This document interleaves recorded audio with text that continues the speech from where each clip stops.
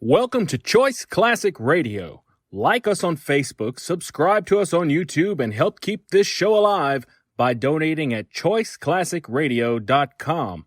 For more of your favorite old-time radio shows, join us on our companion podcast, Choice Classic Radio Detectives, where we bring to you tales from the greatest detective shows the golden age of radio had to offer.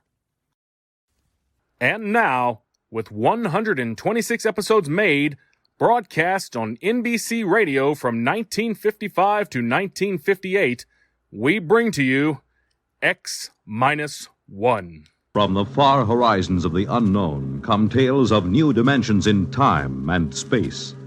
These are stories of the future, adventures in which you'll live in a million, could be years, on 1,000 maybe worlds. The National Broadcasting Company, in cooperation with Galaxy Science Fiction Magazine, presents X minus 1.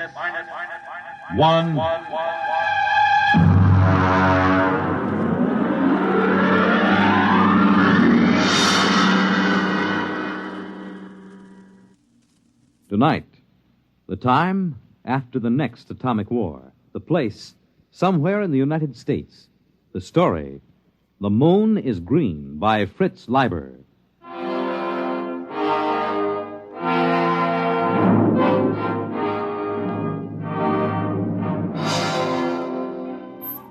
The moon was green. Green as emeralds, green as leaves, green as grass. I reached my arms toward it and let it bathe me. I closed my eyes and let it kiss me. Effie! Effie, where are you? Oh, dear Lord, he mustn't see it. It's so beautiful, and he always kills beauty. Effie! In the bedroom, Hank. I've got to close the shutters before he comes. Mustn't. Effie! What the devil are you doing? Close those shutters, you fool! Come away from there.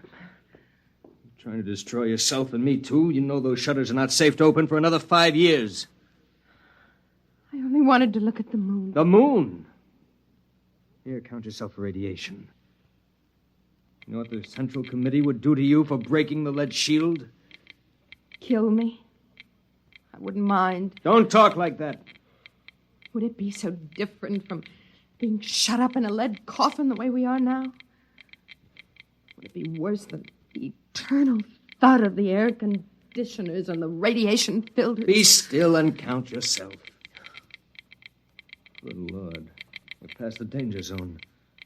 Oh, wait a minute. Did you take off your watch? No. Well, give it to me.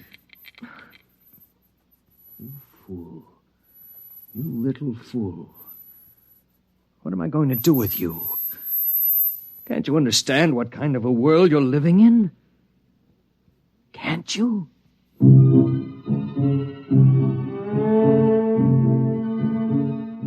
Oh, yes, husband. I can understand only too well. It's the world that can't seem to understand. The world that went on stockpiling hydrogen bombs. The world that started testing those bombs, telling itself it hadn't really exploded enough to make the air dangerous. And then began to throw them across continents, one nation against another. It lasted about 2 months.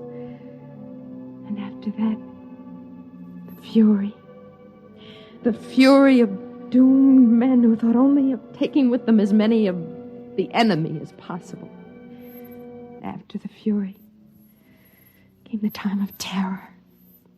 Men and women with death sifting into their bones and through their nostrils, fighting for bare survival under a dust-hazed sky that played fantastic tricks with the light of the sun and the green light of the moon. The only chance for existence was to claim one of those underground radiation-shielded places. They went to the strong. And afterward, the waiting behind the lead shields. The endless, interminable waiting. You understand, I suppose, that we were allowed to reclaim this ground-level apartment only because the committee believed us to be responsible people, and because I've been making a darn good showing lately. Yes, Hank, I understand. It's a privilege to have some privacy, you know. I could send you back to the basement tenements. Would you like that? Oh, no. Oh, no. Anything rather than that fetid huddling and that shameless communal sprawl. Yet is this really so much better? Being on the surface is meaningless. It only tantalizes. And yet... Well? No, Hank, I don't want to go back underneath. Well, then try to behave yourself. Coming up through the tunnel just now, I decided I'd better talk to you. Frankly, Effie, the committee's beginning to be a little concerned about our lack of children. Oh. Charlie Baker asked me this morning if I'd like my name put on the list for a free woman. You needn't bother. What do you mean? I mean, we're going to have a baby. What? Effie, are you sure? Yes. Effie, that's wonderful. It's magnificent. Do you realize what this means to my rating with the committee? You know how important it is to the community to raise healthy members for the day when we can resume the surface war. Yes, I've heard the broadcast. We'll announce it at the meeting of the junior committee tonight. Tonight? Well, you hadn't forgotten about it, had you? It's the annual banquet. Now, you brighten yourself up and put on your best dress. I want the other juniors to see what a handsome wife the new member has got. What's the trouble now? Well, I'm terribly sorry, Hank, but you'll have to go alone. I'm really not well. There you go again. First the infantile, inexcusable business of opening the lead shutter, and now this. Don't you know what this could mean to my reputation, Effie? I'm sorry. You're coming, Effie. This is just neurotic pampering. Hank, I'll just be sick and you wouldn't be proud of me at all. Now listen, Effie. Tonight's too important. It'll cause a lot of bad comment if a new member's wife isn't present. You know how just a hint of sickness starts all kinds of rumors about radiation disease. Now, what do you say? No. Effie, you're going. There's nothing wrong with you if I have to... Hank, you're hurting my arm. It isn't good for the baby. The baby. I'd almost forgotten. Oh, no, we have to be very careful. I suppose if I explain to them you aren't there because of the baby, it will make a difference. Yes, I'll just stay here alone till you come back. When will you be back? Well, those things usually go on pretty late. So if you're expecting company, you needn't worry. Hank? Yes, Effie? Do you remember when we were first married? Of course I remember. You liked to go skiing, remember? You said it was like feeding a hunger for beauty being up on a mountain covered with snow. What are you talking about? You forgot. I haven't forgotten. I have just as much desire to get outside as you do, but I know there's no chance for me. I've got to see that my children and their children survive to see the sun again. We've got to behave like adults, to make sacrifices. We've got to keep the strain pure. Hank, what do you suppose it's like for them? For whom? The freaks and the mutants, the outsiders. What do you know about them? I remember some of the pariahs. They were hairless, cringing creatures with radiation welts all over their bodies. They came begging to be taken in during the last months of the terror. The committee ordered them shot down, just like dogs. We don't like to talk about that. Hank, are they still out there? Effie, this is the sort of talk that's just morbid. Are they? Yes. There are still humans out there. At least they were humans. They know better than to come near the shelters now. Poor creatures. I can't stand here discussing this nonsense all night. I have to get going. And for the last time, are you sure you won't come down with me? No, I'll wait here. Don't you get lonely? No. I was talking to Jim Barnes today. He told me he wasn't going to be able to make it to the banquet either. Touch of the old flu, he said. That isn't like him, is it? Effie, are you listening? What? You remember Jim Barnes, don't you? He used to be sweet on you, said you had the soul of a poet. Well, yes, I remember him. Why? Never mind. Well, I guess I got a bit sharp with you. I'm sorry about that. I was excited about being made a junior and the baby and all. Selfish of me. I apologize. As you get to bed early, I'll probably go over to the men's dorm for a while after the meeting. You'll be completely alone for the next 4 hours. Do you mind? What? Oh, no. Good night, Effie. He looked at me strangely, and then his features returned to their usual, harder, more calculating expression. Was it possible that he had sensed my very dream? Had it been a dream? Oh, it must have been. It wasn't possible that it had really happened. It had just been an illusion, a silly projection out of my starved romantic imagination. I waited until Hank's footsteps vanished down in the tunnel. And then I waited until I heard it. No, it isn't possible. There's nothing out there. Nothing but deformed monsters. I mustn't open the shutters. I mustn't. Oh, dear Lord, I've got to know. I've got to know. I've got to. Well, now, so you haven't forgotten our meeting after all. You. And were you expecting someone else? It wasn't a dream. You really were out there last night. Oh, yes, on the night before. I was afraid I dreamed it. I still think it's a dream. Lean out into the moonlight a moment. Is this a dream? Or was it a flesh and blood kiss? And your name is Patrick. Aye? Patrick. Well, now, did you open the window to find God's own breath, the fresh evening air, or did you open it to invite me in? Oh, of course. Come in. Come in. Come, Joe Lewis.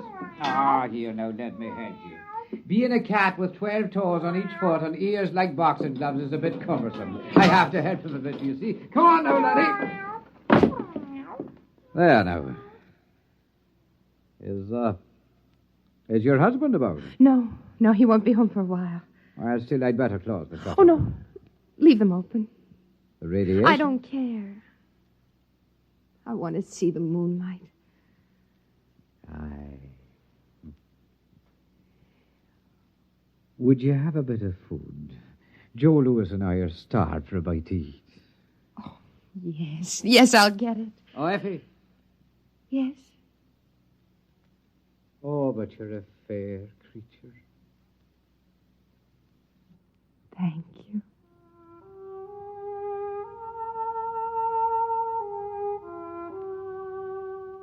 His face wasn't horrible at all. Only thin and sensitive and terribly sad. And there were no radiation welts or scars on his skin. He looked just as he had looked that first night when I opened the lead shutter and saw him crouched at the window. And now I knew it had been no dream. He was an outsider, a pariah. He was my love. Here's some canned meat and a food pill, and I put on some water for coffee. Oh, bless you, Arun. Come on now, Joe. Here's a bit of meat for your black soul to feed on. He's hungry, poor creature. Well, then, sit down, girl, where I can look at you. All right. Have you missed me? Oh, yes. Oh, I've had some thoughts of you, I dare say. Talk to me. Of what? Tell me again about outside, what it's like. Again? Again and again. Well, now, outside...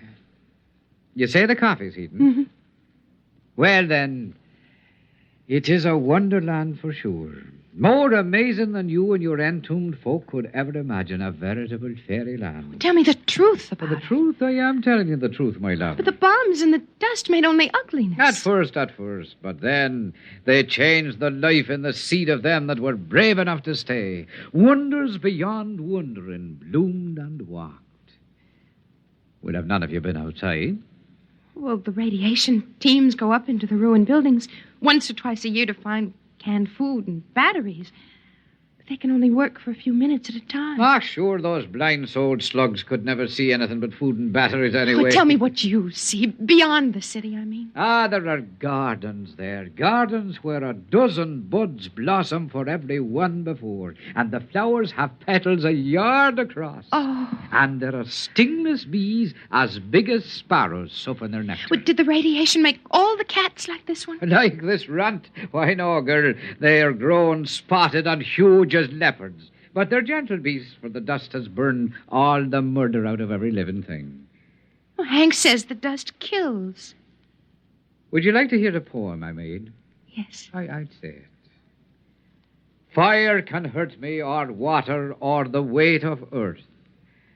But by some curious coincidence, the dust is my friend. Oh, more. Well, then, there are robins like cockatoos and squirrels like a prince's ermine, all under a treasure chest of sun and moon and stars that the dust changes from ruby to emerald and sapphire. And there are... Why, what is it, love? What's that look for? There's one thing you've never told me about. And what is that? The children. The new children. Ah, now the children. The truth. The truth? Promise. I swear on the skin of my cat here. The children, is it, huh?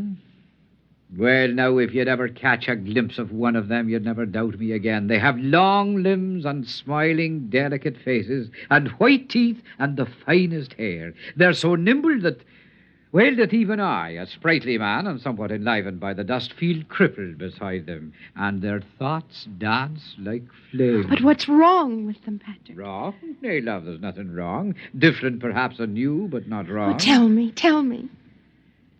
Well, then, they do have 7 fingers on each hand and 8 toes on either foot. But they're much more beautiful for it. And they have large, beautiful ears that the sun shines through. So lovely and delicate to behold. How do they behave? Their minds? Not as you and I, perhaps. They play happily in the gardens all day long, laughing and finding joy in the simplest beauty. Are they defective? Well, now, by the standards out there, you're the defective one shut up here all the while, hating and crawling in ugliness and feeling dirty. No, they're quite lovely. And they're quite perfect, the new children. Oh, you're telling the truth. You're not making it up. It is true, every word of it. Oh, I'll admit you have to look a bit hard to find these things I've been telling you. But find them you may. Do you believe me? Oh, yes. Yes, I believe you. But I'm afraid. Give me your hand. Here. Now listen to me. You must not be afraid to do as your heart tells you. That's why I'm here. Oh, Patrick. Patrick. Don't either of you move. Oh, Hank, Stay there, I'll blast both of you. Hank, but... Carrying on like this, and not even with a man of the community, with an outcast, a pariah. No, man, I know what you're thinking, but you're wrong. I just happened to be coming by, hungry, a lonely tramp, And I knocked at the shutter, and your wife was a bit foolish and let her kind heart get the best of it. Do you think you can sell me that? Hank, please. So you're going to have a child, my dear. My child? Yes, your child. I should pull this trigger right now. I should shoot him down in cold blood. Man, you're mad. I never touched your wife. You contaminated pariah. You're going to die. Don't you know that? Hank, if you kill him, you kill the bringer of the best news we've ever had. Oh, Hank, put aside your jealousy for just a minute and listen to me. Patrick has something wonderful to tell us, all of us. What do you mean?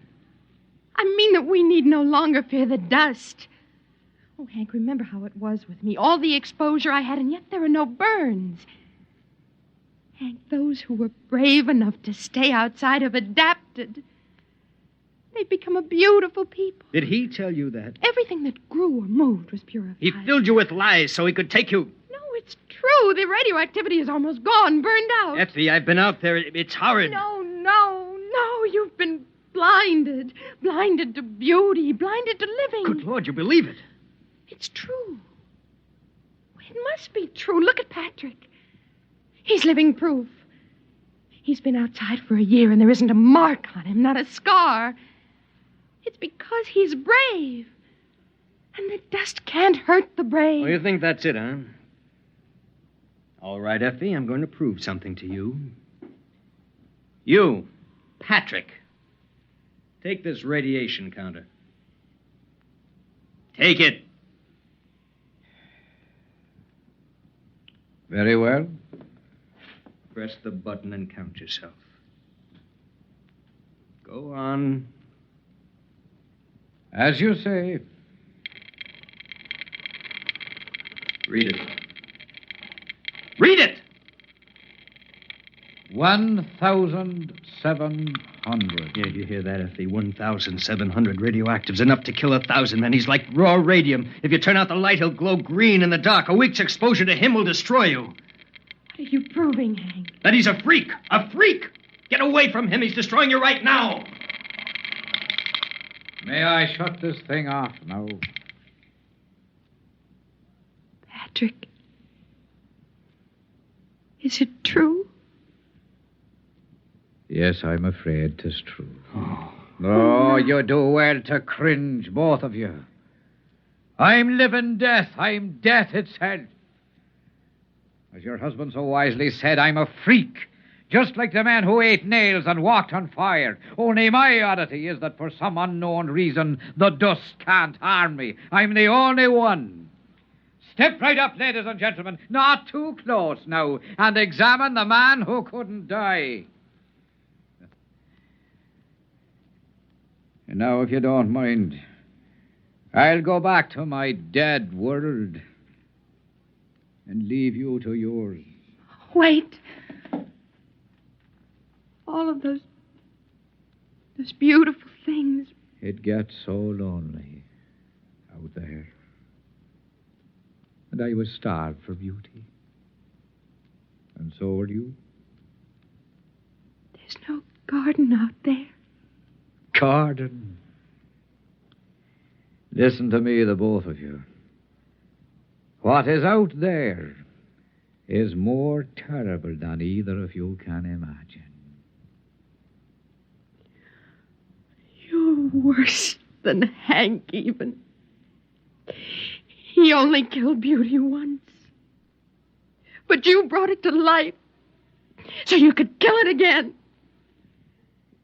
You're afraid. Afraid of the loneliness out there. Well, I'm not afraid. Effie, keep away from the window. No, I'm not afraid. Maybe there is no garden out there. And no beautiful, strange children to play happily. But there can be if we're brave enough. Effie! I'm going, Hank! I'm going, Hank! Effie, come back, Effie! It's no use trying to keep her, man. Effie, come back! I love you! Come back! There's no use, man. There's still time.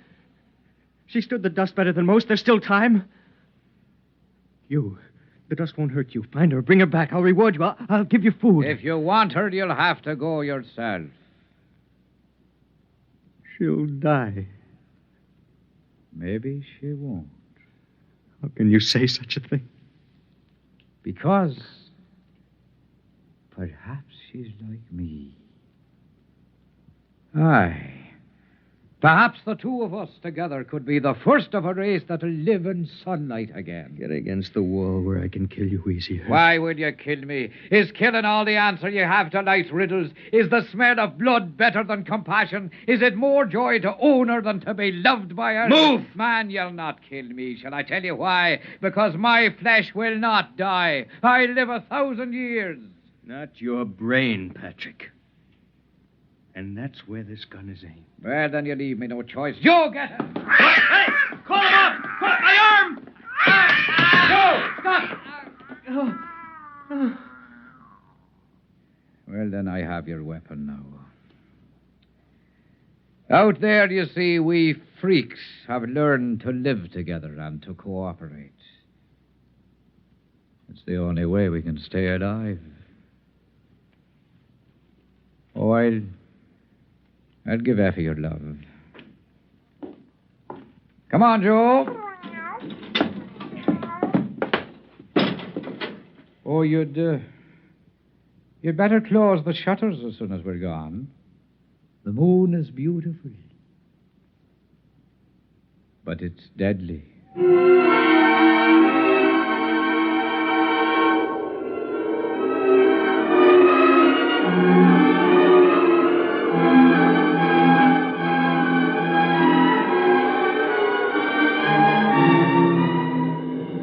I was waiting for him at the end of the ruined street.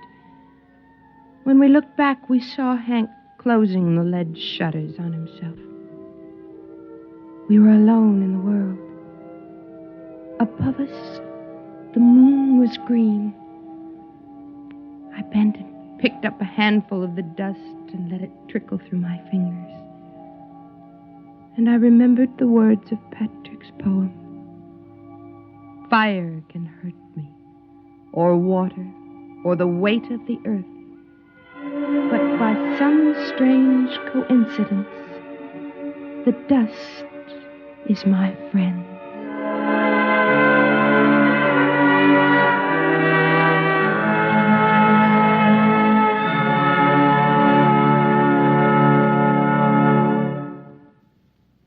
You have just heard X-1, presented by the National Broadcasting Company in cooperation with Galaxy Science Fiction Magazine, which this month features Advance Agent by Christopher Anvil, the story of a spy who had the worst possible break. The disguise he had assumed was that of a famous man. Galaxy Magazine, on your newsstand today. Tonight, by transcription, X-1 has brought you The Moon is Green, a story from the pages of Galaxy written by Fritz Leiber and adapted for radio by George Lefferts. Featured in the cast were Joyce Gordon as Effie, Bill Lipton as Hank, Ian Martin as Patrick, and Frank Milano as the Cat. This is Fred Collins. X-1 was directed by Fred Way and is an NBC Radio Network production.